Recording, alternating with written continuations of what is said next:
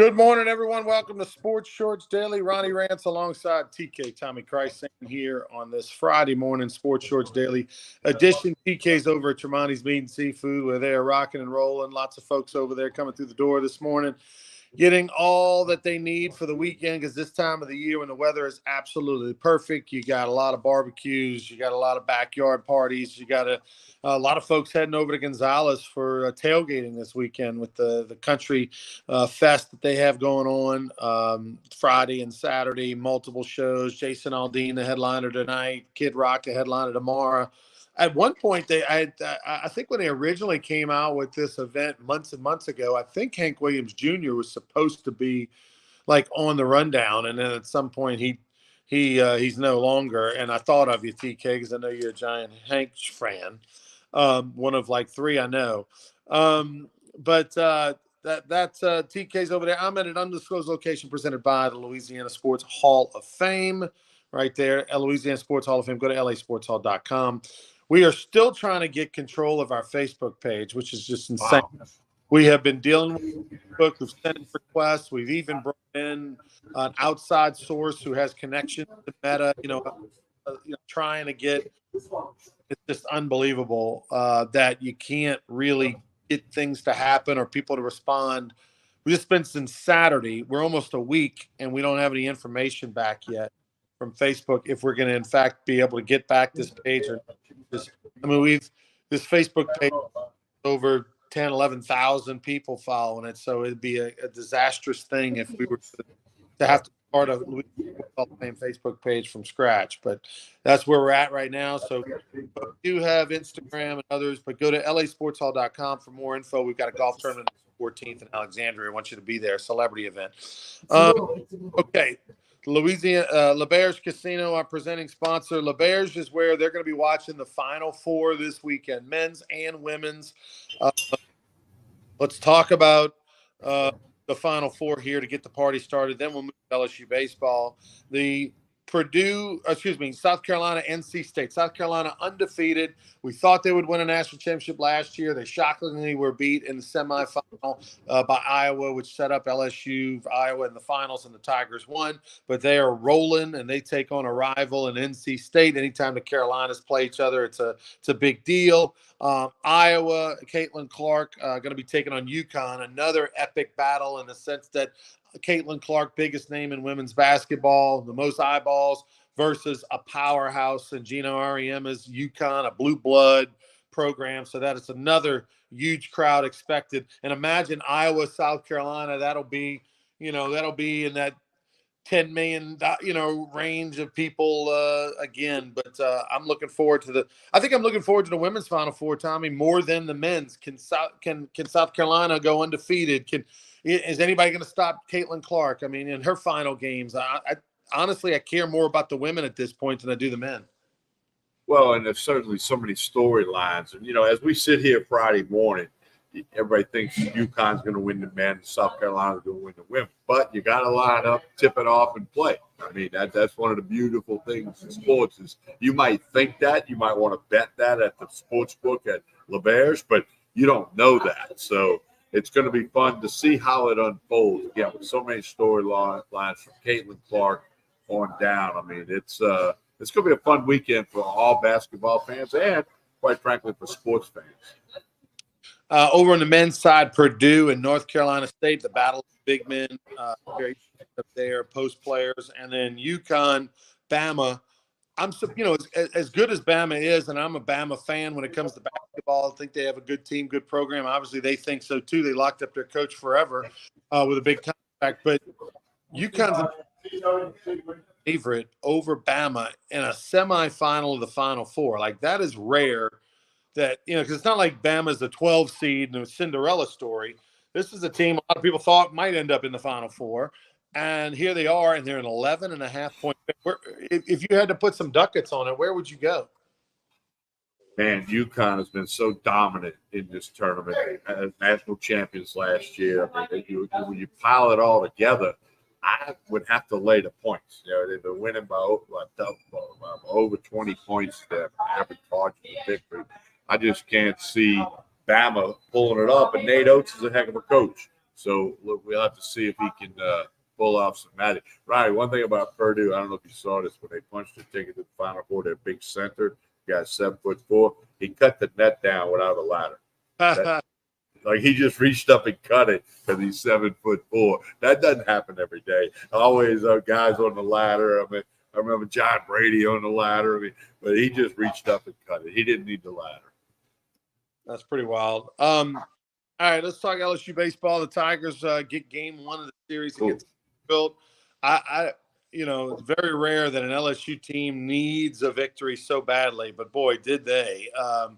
The Tigers took care of business. They run out to a 9-0 start. I blame Jason Ramazan for what happened next. I wasn't there, but he told me after the game when I saw him. I saw him in the suite after the game. Jason Ramazan, who works for Southern Regional Medical Center, huge LSU men's basketball fan, and LSU baseball fan.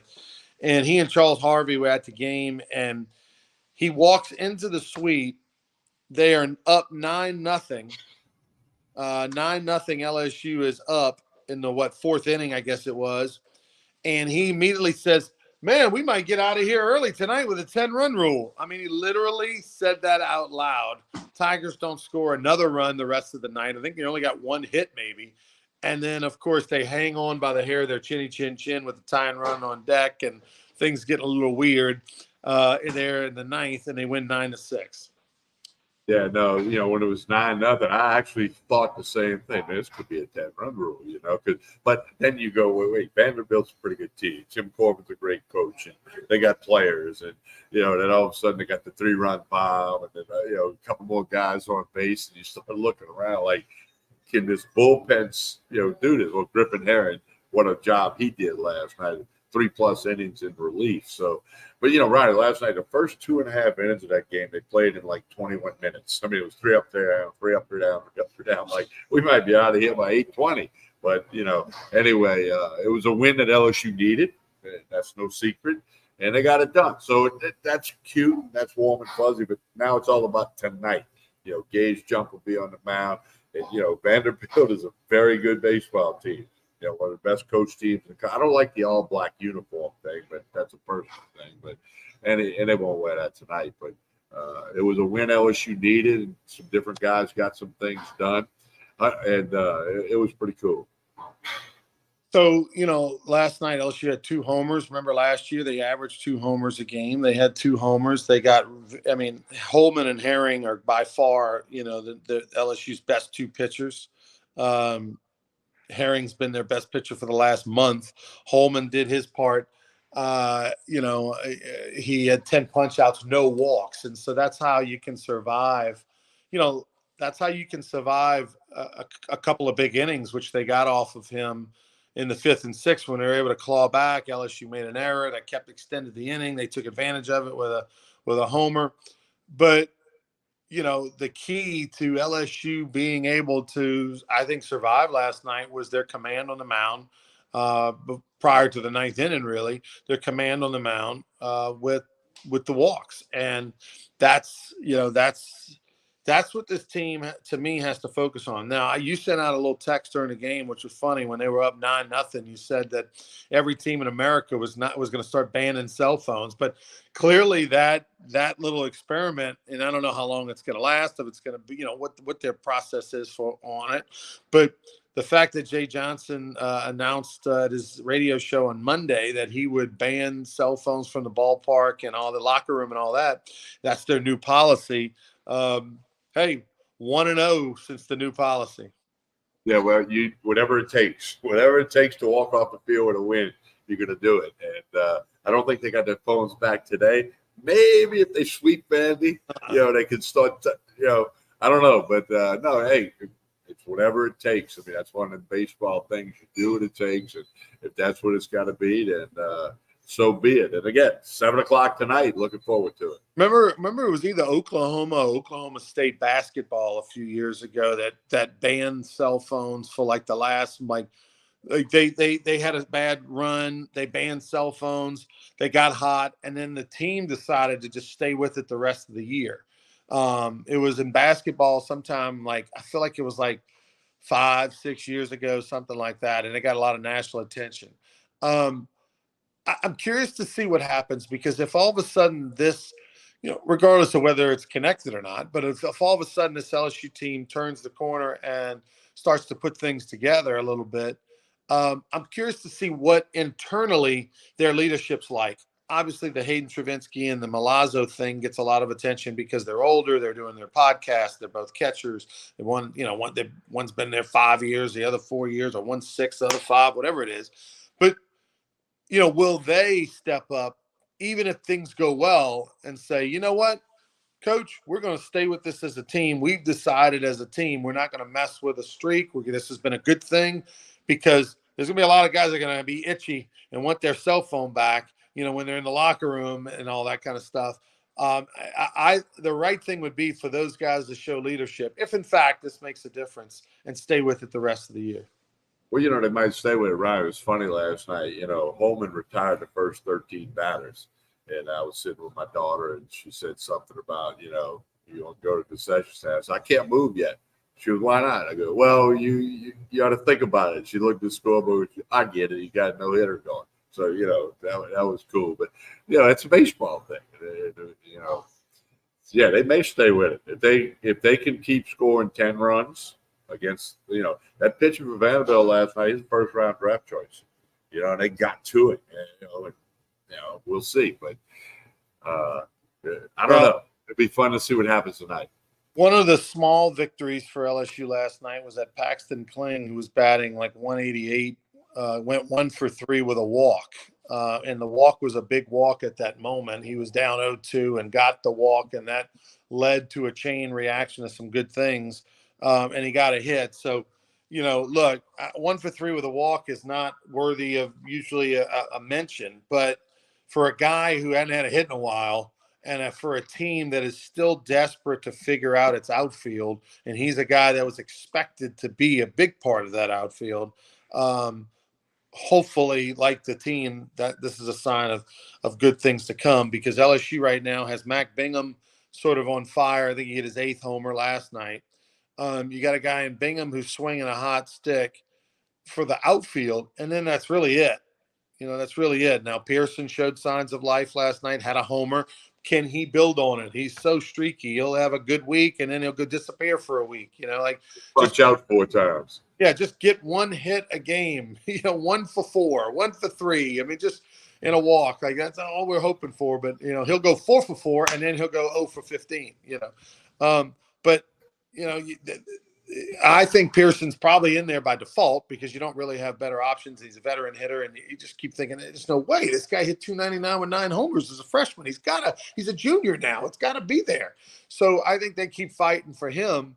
But again, that still leaves another a third outfield spot that's kind of up for grabs. And obviously Kling was expected to be that guy before the season. So that's a storyline definitely to watch. The other one is Braswell defensively is kind of really going downhill the last 3 weeks. I don't think Cinderella struck midnight, because it's been that disastrous, but it reminds me a little bit of Jordan Thompson and the troubles he had towards the end of last season, when he was, always really good defensively and the offense was up and down. Now Braswell was that same kind of guy, always solid defensively, but the offense was just like, I'd rather that guy than a guy that hits 275 when you thought he might hit 250. But now he's going to make an error every other game. Yeah, I mean, and that was a routine grounder. I mean, Braswell is one of them guys who seems to make the tough play look easy. But then last night, the ball, it's 2 outs. I mean, he catches that, flips it to second, they out the inning. And then all of a sudden, 2 runs come in and more guys got on base. It could have been a really crooked number. But, I really like Braswell. But those plays in an SEC game with 2 outs, you got to make. And he did, Let's talk about the Masters. It is not this week. It is next week. It starts next week, Thursday, Friday, Saturday, Sunday, of course. Tiger Woods, everybody wants to know, because he moves the meter so much. He moves the meter on the price of tickets, the gate, the viewership, sponsorship. There's a lot of people with private planes waiting to decide if they want to go or not, based on if he's playing. And Tiger Woods, we know, is trying. We know that he is trying to get there. but you heard that he's got an interesting. This is like reminds me being the head of the state boxing and wrestling commission. This reminds me of the old boxers. Yeah. Thing back in the day when boxers would have championship fights and they go away for 2 months to train in the woods or whatever. They would hold off, abstain from sex. Well, Tiger Woods bringing that back. Yeah, he's bringing it back. He played a practice round at Augusta a couple of weeks ago, and now it's revealed that he's so focused and he's so into it, he's eliminated sex so that he focuses just on golf. Come on, Tiger. I mean, really? I mean, gee. But it's going to be, that's right. He moves the needle. There's no question. He moves it like nobody else has ever moved it in the sports world. So it's going to be fun to see how that happens as he played a practice round. Probably won't play that par 3 thing because they say his ankle is really messed up. His good friend, Nota Begay, who's a former tour player and does TV work now. They were roommates at Stanford, good buddies, close friends. He says, look, his left ankle is just, there's no mobility there. So it's going to be the story of the week is, can will Tiger play and how would he do if he plays? Can he make the cut? Can he play 4 rounds? And a lot of stuff stirring up about the live golfers. I mean, you got live golfers. There's 13 of them in this event. And a lot of people are saying they got to fix this thing and merge the two back together from Rory McIlroy to John Rahm and other Jordan Spieth. Everybody's talking about this. And it tells me something's going to happen soon. But right now, the golf world is fractured because of live golf. And that's going to get a lot of talk at the Masters as well, although the Masters will ask the commentators not to talk too much about it. But the writers are going to write about it constantly.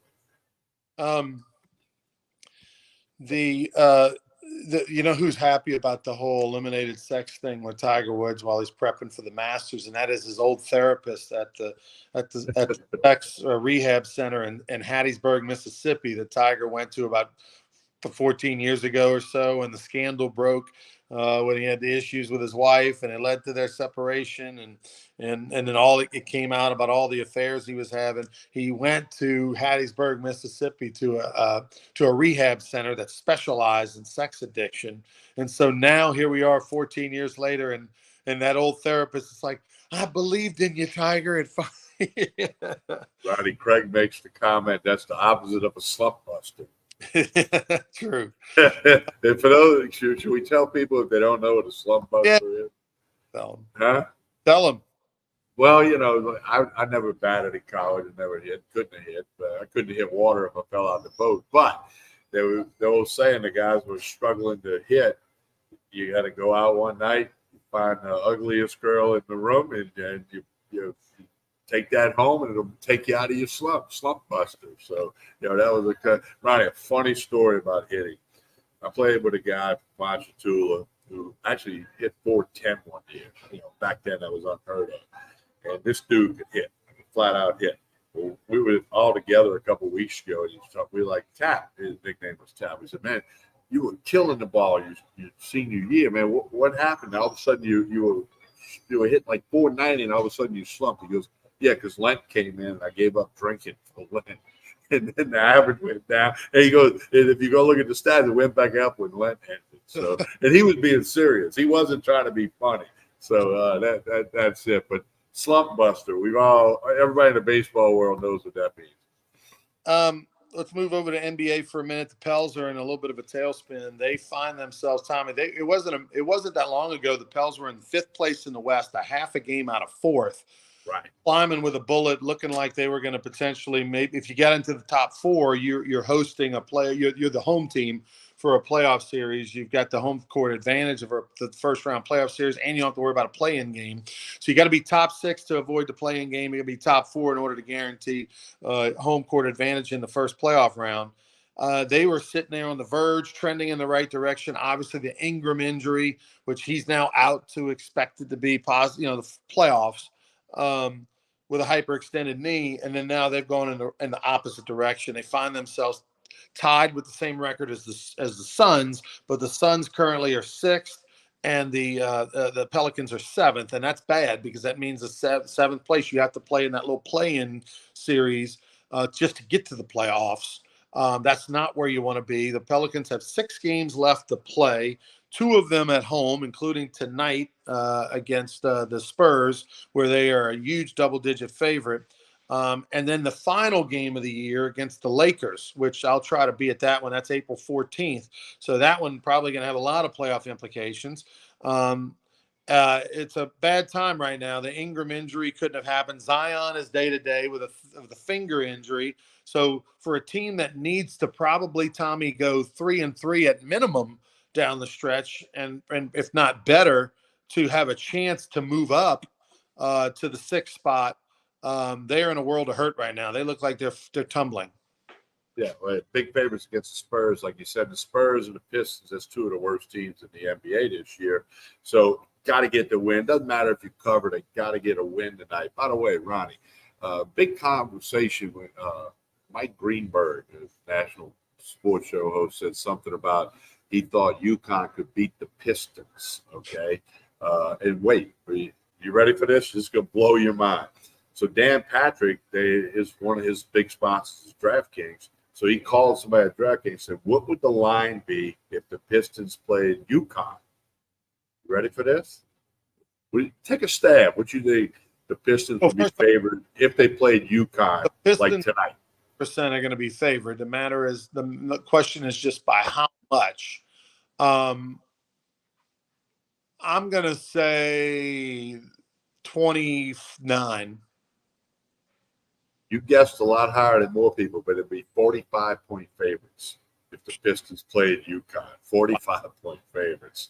Wow. Because again, they always said, remember back when you had a good college football team, well, they could beat the worst NFL team. No, they can't do that. Okay, not going to happen. So, but back to where. Let me say this about that, Tommy.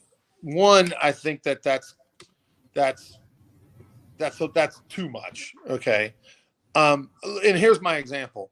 How many times do we watch world basketball, the Olympics, and world basketball tournaments where the United States is playing Uganda, or they're playing some country that barely has 6 basketballs, and they win by 30. They win by 40. You know what I mean? I mean, it's still basketball. There's a lot of, there's upsets all the time. There's teams that play teams. I still think that I'd love to see this. I would love to see this. Whatever amount of money there is. Could you really imagine the NCAA champion taking on an NBA team?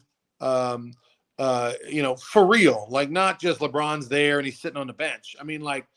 I play my starters, you play your starters. It'd be the highest watched in the United States, at least, the highest watched sporting event ever. Everybody would be curious to see this. Everybody would want to see this. It doesn't even matter if you like the sport or not. You want to see this. I remember back in the 50s and 60s, the NFL, you would have an all-star team of NFL players. Super Bowl. No, it was college all-stars against the Super Bowl winner. Was that what it was? Okay. And the college all-stars actually won one year. They actually won the game once. But who knows how serious? I'm sure Roger Staubach's not playing the whole game, right? But still, as far as the NFL is concerned. But anyway, it's a fun debate. No doubt the Pistons would be favored. And if they're favored by 45, Tommy, I'm taking the college players to cover. I am. Well, and as Greg said, UConn would play a little defense, so it would probably, they probably would keep it, somewhere around 29. That might be a more realistic number to one you suggested. Speaking of basketball, let's talk about the big story in Baton Rouge. Haley Van Lith, the Louisville transfer who was a 2-time All-ACC player, averaged 20 points a game last year, comes over to play a different position because she's 5'7", wants to play point guard, wants Kim Mulkey, the legend, who was a great point guard, to teach her, to coach her, so that she can make that transition because she knows her future in professional basketball is going to have to be at the point guard spot, not the 2 guard being 5'7". And I don't know if we can say that the experiment was a disaster, but it clearly was well below expectations. We all thought that, she would be better, make more of an impact, and all that. And it just didn't work. Whether if she sticks with the point guard position, she's going to be much better next year. Of course, she will. But it was a struggle this year. She didn't make as much of an impact. She disappeared at times. If you look back at LSU's games that they lost, I mean, it's pretty clear that she's 2 for 9, 1 for 10. These are and so outsized. I mean, look at the Caitlin Clark matchup. Well, she's now entered the transfer portal. She didn't go pro, which is the right thing to do. She wasn't going to get drafted. I mean, there's only 36 new players that get drafted each year into the WNBA, and not all of them make it. So she's returning for her last season, her 5th season in college basketball. But it may not be with LSU. I'm curious if this is a ploy to get more money to go into the portal. She allegedly, I heard she wanted $1.3 million or something to stay. I don't think she's worth it. I think LSU's probably thinking that too. We'd rather figure out those monies for other players. Or you said you heard that she was told to enter the portal to basically she wasn't going to play as much as she wanted. Yeah, and I think you're right. It wasn't a disaster. And she played a lot of minutes because there wasn't anybody else on the bench that could play, that Mulkey could put in. So it wasn't a huge success, but it wasn't a disaster. She had her moments, and, she's a team player and all that, but it just wasn't a good fit. I guess that's the word. It just wasn't a good fit. Yeah, I was told that Mulkey told her, hey, you might want to look at the portal because, got the Richard girl coming in from Lafayette Christian. They got other transfers coming in, and maybe look at the depth chart here. You may not be on the floor a lot next year, and these kids know that. Van Lith knows that. So we'll see where she lands. And I agree with you; she wouldn't have got drafted in the NBA and wouldn't make it in the NBA as of this point in time. So we'll see how that unfolds, and you just got to defer to Kim Mulkey. She's gonna have a better roster next year than she had this year, and she got to the Elite Eight. This is a business decision, and I don't blame Haley Van Lith for leaving because, she wants to get as much money as she possibly can, and she's going to go in the portal and she's going to look around as a free agent and see who makes her the best offers and puts together the best packages and all that kind of stuff. She's got one more year to really get as much as she can before she goes pro in Argentina or somewhere else, not the WNBA, or even if she makes the WNBA roster, she's going to be a backup. Okay. So, and they don't get paid hardly anything. So, this is it. This is her chance to go for the big money. And I don't blame her at all. Look, LSU baseball, and this is the world I know, right? For years, players get drafted after their junior year, and they have to decide whether or not to take the money or come back. Well, until recently, when all NIL and transfer and all that became a thing in the last 3-4 years, but for decades, guys would get, drafted and offered $150,000. And then they got to decide, okay, do I take the $150,000 or do I come back for my senior year? It wasn't until just recently. When I say recently, I mean in like the last 10, 13 years, where if a player got drafted as we're talking about in the 60s, 70s, 80s, 90s, 2000s, when a player got drafted after his junior year, he was gone. It was gone. There wasn't even a conversation like, oh, he got 75,000, sign. Because if you didn't, you have no leverage after your senior year. Like they're going to give you $2,500 if they want to.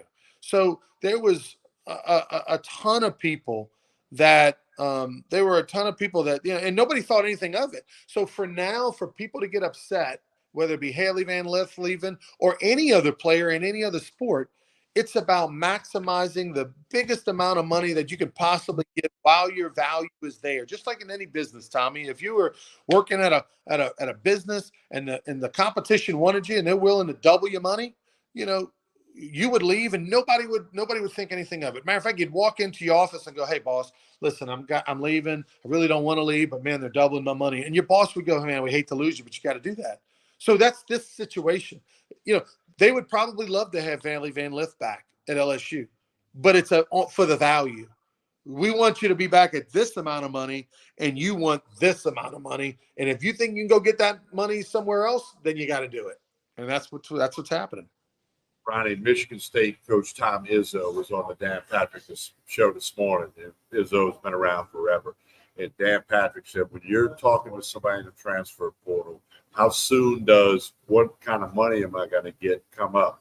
And he said it's either the first or second question. He said it's never like later on, especially in the portal. Now, the young guys, it's a little different when you're recruiting high school kids. But he said that, and then Patrick said, hey, people like Saban and these others that don't want to fool with this. And Izzo said, I totally understand it. He says it has turned into a 24/7. How much money am I going to get paid?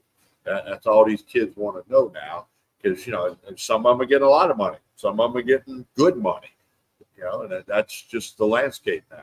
The problem is that it's all about money as if they're a professional. It's all about money as if it's a business, but yet you're still dealing with 19, 20-year-old kids that don't always handle being paid and treated like a professional. They don't always act like one, right? They're still immature and maybe not going to class, or they're immature and not, taking care of business 24/7 like a real pro.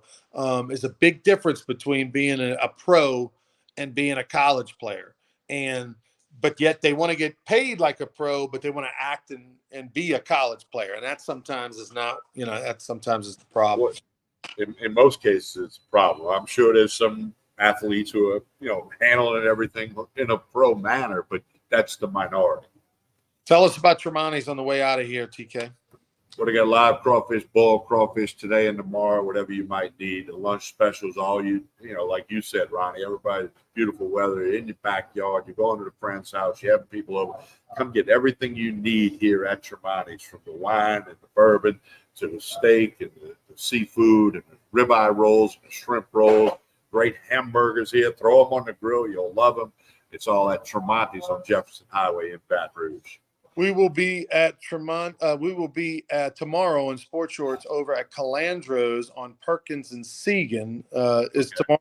Yep. Calandro's, Perkins and Segan tomorrow from 10 to noon. Sports Shorts Radio on 104.5 ESPN Baton Rouge. So make sure you tune in, or if you're going to come by the grocery store, we'll come see us, say hello. We'll be there at 10 to noon, right in the front, right when you walk in the door over at beautiful Calandro's. Remember, Calandro's, 2 locations in Baton Rouge to serve you. Been in business over 80 years. Nobody does it better, and especially in the beer, wine, and liquor selection than Calandro's. For Tommy Christ, I'm Ronnie Rance. Special thanks to LeBear's Casino, where it'll be rocking and rolling in the sports book. Great place to go watch all the Final Four action and get you some good grub. Stop on by LeBear's Baton Rouge. We'll see you on Monday, everybody.